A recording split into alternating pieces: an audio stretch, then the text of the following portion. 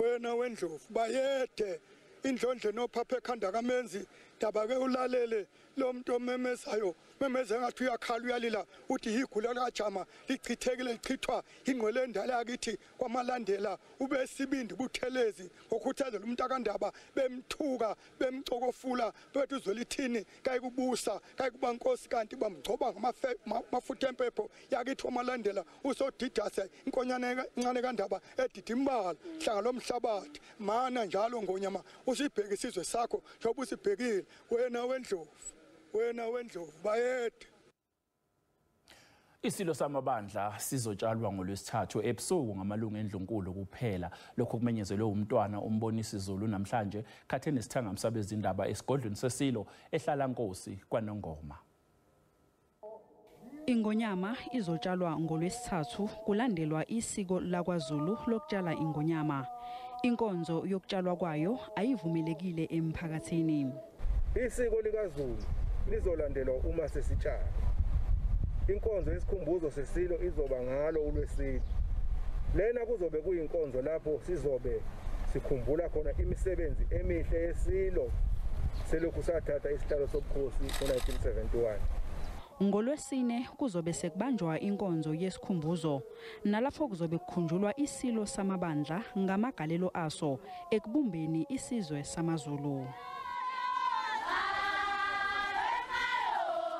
Kule nkonzo kuzobe kugqugquzelwa nendlela yokuziphatha entsheni nokuthi ingalwisana kanjani nezinselelo ebhekana nazo ukuze ikwazi ukuba abaholi abaqotho bakusasa. Isizwe sizohlangana ngoLwesine ukuze kuzokwenza isiko lethu okuyilona elenza ubabamkhulu ukuthi bakhe isizwe esibumbene nesinempumelelo. Kuzobe kuusuku lokuvuselela intsha izintombi nezinsizwa ukuthi ziziphatha kanjani ukuze zilandele imiyalelo yeSilo. Endlunkulu idlulise ukubonga kubo bonke abantu bakuleli ngemlayezo yenduduzo. Iyabonga nodokotela nabahlengikazi abebenakekela Isilo Samabandla ngesikhathi sidunguzela. Izolandelwa imigomo ye-COVID-19 uma sekutshalwa Isilo Samabandla.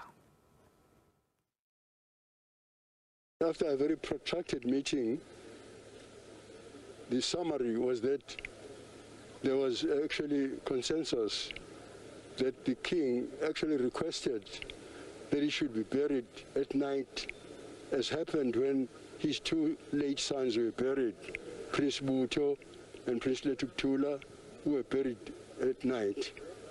And he said that buried by men only. We should be a private ceremony of the royal family.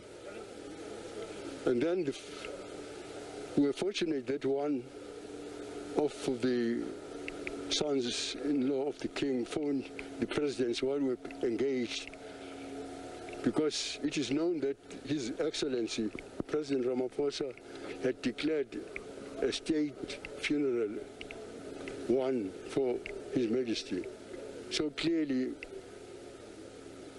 the presidency confirmed that. Clearly then, of course, the one what is called a state funeral, but nevertheless the presidency will support what can be described as a memorial service on Thursday.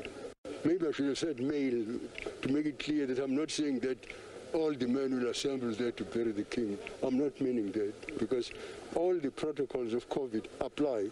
The king will be buried at the place where other kings are actually buried, where his grandfather, King Solomon, is buried, where his own father, King Cyprian Peguzulu, is buried.